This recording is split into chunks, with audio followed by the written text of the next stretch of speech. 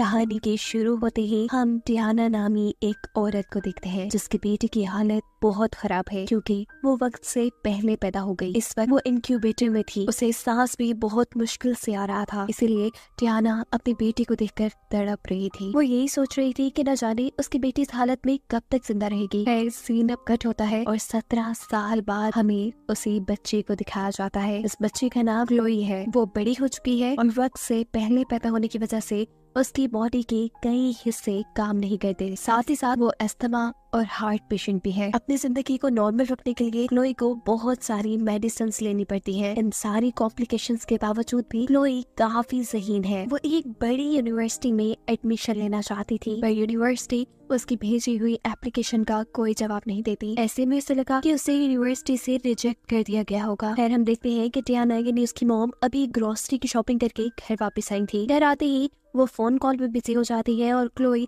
जैसे ही grocery bag से chocolates लेने के लिए बैग खोलती है तो उसे इसके अंदर टियाना के नाम पे कुछ टैबलेट्स मिलती है, जिन्हें देखकर वो परेशान हो जाती है क्योंकि उसकी मॉम तो कोई टैबलेट नहीं यूज करती थी। फिर आखिर उन्हें क्या हुआ होगा? रात में अब उसकी मॉम उसे टैबलेट्स देने के लिए आती है। क्लोई नोटिस करती है कि उसे वही टैबलेट दी गई थी जो उसकी मॉम के नाम से आई थी। वो टियाना से पूछती है कि ये टैबलेट्स आपके नाम से क्यों आई थी? तो टियाना जवाब में कहती है शायद ये फार्मा की गलती है। ऐसे में क्लोई चुपचाप वो मेडिसिन ले लेती है। अगली सुबह क्लोई वही मेडिसिन रैक में से निकालती है। इस मेडिसिन को चेक करने पे उसका फार्मूला ट्रायोक्सिन लिखा था, लेकिन अजीब बात ये थी कि इस मेडिसिन को किसी और मेडिसिन के रैपर से रैप किया गया था। और ये देखने पर क्लोई को अब अपनी मॉम पे शक होता है।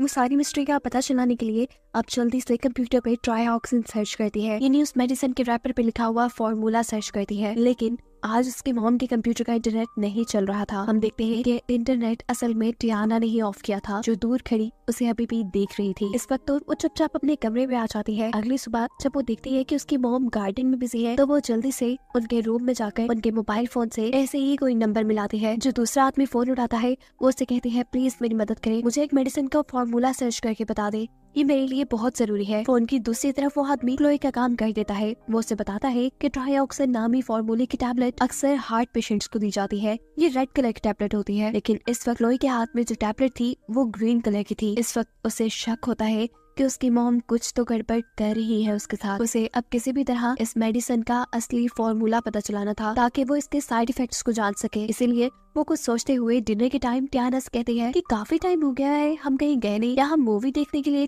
थिएटर जा सकते हैं। टियाना उसे थिएटर ले भी जाते हैं। जब सब मूवी में मगन थे तब क्लोई टियाना से पूछकर वॉशरूम के लिए निकलती है, लेकिन असल में वॉशरूम नहीं जाती बल्कि पास की एक फार्मा कंपनी में चली जाती है। वो एक मेडिसिन फार्मासिस्ट को देते हुए कहती है कि मुझे इसके बारे में पता चलाना है कि आखिर ये किस चीज की टैबलेट है और इसके साइड इफेक्ट क्या है। फार्मा उसे इस मेडिसिन की इन्फॉर्मेशन देने से मना कर देती है क्योंकि ये मेडिसिन उसकी मॉम के नाम पर ली गई थी। यहाँ क्लोई फार्मा से कहती है असल में मैं और मेरी मॉम गेम खेल रही है, उन्होंने मुझे ये टास्क दिया है कि मैं इस मेडिसिन का फॉर्मूला ढूंढ के लाऊं। प्लीज अगर आप मेरी मदद कर देंगी तो मैं जीत जाऊंगी। ये सुनते हुए फार्मा उसे सर्च करके बताती है। ये सुनते हुए फार्मा उसे मेडिसिन देखकर बताती है कि ये मेडिसिन डॉग्स के लिए इस्तेमाल होती है और अगर कोई इंसान इन मेडिसिन को ले ले तो वो पैरालाइज हो सकता है। ये सुनने के बाद क्लोई बहुत ज्यादा डर चुकी थी क्योंकि उसके घर कोई डॉग नहीं था और बचपन से ही उसे उसकी मॉम ये टैबलेट्स देती आ रही थी। उसे ढूंढते परेशानी और डर में उसे अस्थमा अटैक भी आ चुका था। वो सांस मुश्किल से ले रही थी और इसी टाइम पर टियाना यानी उसकी मॉम भी उसे ढूंढते हुए यहाँ आ चुकी थी। वो उसे एक इंजेक्शन लगाते हुए बेहोश कर देती है और फिर अपने घर ले आती है। जब वो होश में आई तो उसने देखा वो अपने कमरे में लॉक थी, जबकि बाहर टियाना अपने कंप्यूटर पर सर्च कर रही थी कि किसी भी इंसान को पैरालाइज कैसे किया जा सकता है। यहाँ क्लोई भी अपने कमरे से बाहर निकलना चाहती थी। तभी उसके जहन में एक आइडिया आता है कि वो अपने कमरे की विंडो से दूसरे कमरे में जाकर अपने कमरे का दरवाजा खोल सकती है। वो हॉट आयरन रॉड लेकर अपने मुंह के अंदर ठंडा पानी भरती है और अपनी खिड़की से बाहर की तरफ जंप कर देती है। मुश्किल से रेंगते हुए वो अपने मोम के रूम तक पहुंची थी तो जिसकी विंडो को सबसे पहले वो आयरन रॉड से गर्म करने के बाद उसके ऊपर ठंडा पानी फेंकती है। ऐसे विंडो के टूटने पे वो इस कमरे में आ चुकी थी। वो इस कमरे से जल्दी से बाहर जाती है और अपने रूम का दरवाजा खोलती है। उसको दोबारा से सांस लेने में मुश्किल हो गई थी। वो यही रूम में रखा हुआ अपना इनहेलर यूज करती है और जल्दी से स्टेयर्स से नीचे आने की कोशिश में लग जाती है, पर देखती है कि अब उसकी लिफ्ट काम नहीं कर रही। लेकिन उसे किसी भी हालत में नीचे जाना था। वो अब अपनी व्हीलचेयर को पहले नीचे फेंकती है और फिर खुद भी सीढ़ियों से गिर जाती है। उसे इस वक्त काफी चोट भी आई थी, लेकिन वो अपने आप को संभालते हुए दोबारा व्हीलचेयर पे बैठकर घर से बाहर निकल जाती है। घर से निकलने में तो वो कामयाब हो गई, लेकिन वो मदद किससे मांगे? उसके घर के आसपास किसी का भी घर नहीं था। वो रोड पे निकल जाती है और तभी उसे एक गाड़ी की आवाज आती है। क्लोई को लगा कि ये टियाना की गाड़ी है, इसीलिए वो जंगलों में छुप गई, पर असल में ये तो एक ट्रक था। वो इस ट्रक के सामने जाकर खड़ी हो जाती है, जिसे देखकर ट्रक वाला अपना ट्रक रोक देता है। क्लोई यहाँ से मदद मांगती है। वो उसे सारी कहानी सुना देती है कि कैसे उसकी मॉम बचपन से उसे डॉग्स की मेडिसिन देकर पैरालाइज रख रही है, उसकी जान खतरे में है। वो इस आदमी से कहती है कि मुझे किसी भी हालत में पुलिस स्टेशन जाना है। ये आदमी उसकी बात मान लेता है। इससे पहले कि वो क्लोई को अपने ट्रक पे बिठाता, पीछे से टियाना आ जाती है, जो उससे पूछती है कि तुम मेरी बेटी को आखिर कहाँ लेके जा रही हो। जिसके जवाब में ये आदमी कहता है कि तुम्हारी बेटी को लगता है कि तुम उसे गलत मेडिसिन दे रही हो। वो तुम्हारे खिलाफ पुलिस स्टेशन जाना चाहती है और इस काम में मैं उसकी मदद करूंगा। टियाना की तो अब होश ही उड़ चुके थे। टियाना उसे बहुत तरीकों से समझाती है, उसे रोकने की बहुत कोशिश करती है, लेकिन जब यह आदमी नहीं रुकता तो मजबूरन टियाना को गलत रास्ता इस्तेमाल करना पड़ता है। और यहाँ पर क्लोई का बेहोश होने वाला इंजेक्शन इस आदमी को लगाकर क्लोई को घर वापस ले जाती है। यानी एक और मर्तबा क्लोई उस खतरनाक जिंदगी में पहुंच चुकी है। टियाना ने क्लोई को अब उसकी बेसमेंट में जंजीरों से बांध के रखा था और यहाँ पर वो एक मेडिसिन भी बना रही थी ताकि वो क्लोई को हमेशा के लिए पैरालाइज्ड कर सके। क्लोई हर हाल में यहाँ से निकलना चाहती थी, इसीलिए वो बेसमेंट के अंदर ही कुछ जरूरी चीजें ढूंढना शुरू करती है, जिसकी मदद से वो यहाँ से निकल सके। इसी दौरान क्लोई को यहाँ पे कुछ इम्पोर्टेंट डॉक्यूमेंट्स भी मिलते हैं, जिसमें उसका यूनिवर्सिटी से आया हुआ ऑफर लेटर भी था, जिसे उसकी मॉम ने यहाँ छुपा लिया था। ये देखकर क्लोई काफी दुखी होती है, क्योंकि ये उसकी जिंदगी का सबसे बड़ा ख्वाब था जो उसकी मॉम ने तोड़ दिया। थोड़ा और ढूंढने पर क्लोई को यहाँ हॉस्पिटल के डॉक्यूमेंट्स भी मिलते हैं, जो उसी के नाम पे थे। उसे डॉक्यूमेंट्स देखने पे पता चलता है कि क्लोई नामी प्रीमैच्योर बच्ची जो आज से 17 साल पहले पैदा हुई थी, वो पैदा होते ही चंद घंटों बाद मारे जा चुकी थी। यहाँ उसका डेथ सर्टिफिकेट भी था। अगर वो बच्ची मारी जा चुकी थी तो क्लोई कौन थी? क्लोई को इन्हीं डॉक्यूमेंट्स में एक न्यूज़पेपर की कटिंग भी मिलती है, जिसमें एक कपल की फोटो थी। वो लोग रो रहे थे क्योंकि जिस दिन जिस हॉस्पिटल के अंदर क्लोई पैदा हुई, उसी दिन उसी हॉस्पिटल के अंदर उनकी भी बेटी पैदा हुई थी, जिसको हॉस्पिटल से ही किसी ने किडनैप कर लिया था। ये खबर देखने के बाद क्लोई जान चाहती है कि टियाना उसकी असली मॉम नहीं, बल्कि उसके असली मॉम डैड ये लोग हैं। वो अब यहाँ से निकलना चाहती है, लेकिन कैसे निकले, सारे रास्ते बंद हैं। इसी दौरान यहाँ पर टियाना भी आ जाती है। क्लोई उसे देखकर घबरा जाती है। उसे कहती है, दूर रहो मुझसे, मैं जान गई हूँ, तुम मेरी मॉम नहीं हो,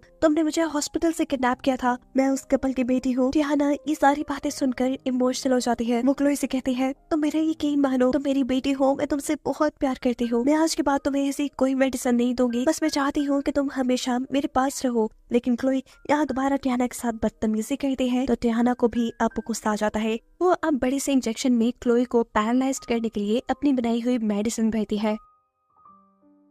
अपने आप को बचाने के लिए क्लोई वहां से घसरते हुए एक वार्डरोब में चली जाती है। उसे वार्डरोब तो लॉक नहीं हो पाती। वो अपने आप को बचाने के लिए यहाँ पे एक लिक्विड पी लेती है, जिससे वो बेहोश हो चुकी थी। टियाना को लगा वो मर गई और ये सोचते ही टियाना की हालत खराब हो गई थी। वो बहुत ज्यादा रो रही थी, क्योंकि वो सच में क्लोई को अपनी बेटी मानती थी। वो क्लोई को अपने से दूर भेजना नहीं चाहती थी और वो क्लोई को पैरालाइज होने वाली भी मेडिसिन इसीलिए दिया करती थी कि कहीं वो अपने असल पेरेंट्स के पास ना चली जाए। अब क्लोई को जब होश आया तो उसने अपने आप को हॉस्पिटल में पाया। उसके इर्द गिर्द डॉक्टर्स थे और उसके स्टमक को साफ किया जा रहा था। वो रूम से बाहर देखती है तो वहाँ टियाना खड़ी थी, यानी वही उसे हॉस्पिटल लेकर आई होगी। उसे देखकर वो दोबारा से डर जाती है और पास खड़ी नर्स को बुलाती है। वो उसे इशारे से एक पेन और एक पेपर मांगती है, जिस पर वो नर्स को कुछ लिख कर बताना चाहती थी, और ये चीज बाहर टियाना भी देख लेती है।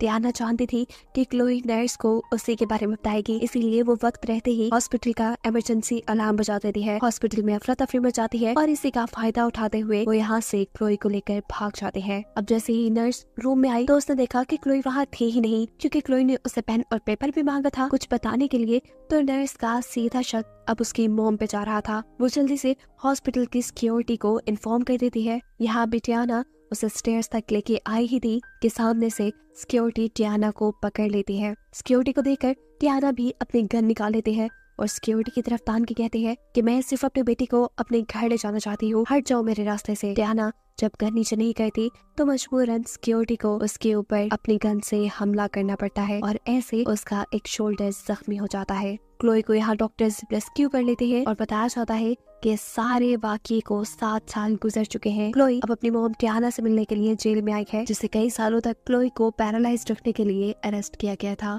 हम देखते हैं कि क्लोई आज तक व्हील चेयर पे ही है, लेकिन उसके बावजूद वो कुछ कदम चल पाती है। वो अपनी कदमों पे चलकर टियाना के पास आती है और उससे कहती है कि कुछ ही अरसे में मैं चल पाऊंगी। आपकी दी हुई मेडिसिन छोड़ने के बाद पता चलता है कि क्लोई कुछ अरसे बाद टियाना से मिलने आती रहती थी। इस वक्त वो टियाना को बताती है कि मैंने अपनी पढ़ाई कंप्लीट करके एक अच्छी जॉब भी ले ली है, मेरी शादी भी हो गई है और मैंने अपने असली पेरेंट्स को भी ढूंढ लिया है। टियाना बस खामोशी से उसकी बात सुनती जा रही थी। इसके बाद हम देखते हैं कि क्लोई अपने मुंह के अंदर से कुछ रैप की हुई टैबलेट्स निकालती है, वही टैबलेट्स जो जिंदगी भर टियाना उसे पैरालाइज रखने के लिए देती रही। और अब ये मेडिसिन क्लोई उसके मुंह में डाल रही थी। साफ जाहिर था कि वो टियाना से अपना बदला ले रही है और वो नहीं चाहती कि कभी भी टियाना इस जेल से बाहर आए, जिसे अब दिखाते हुए ये कहानी यहाँ खत्म हो जाती है।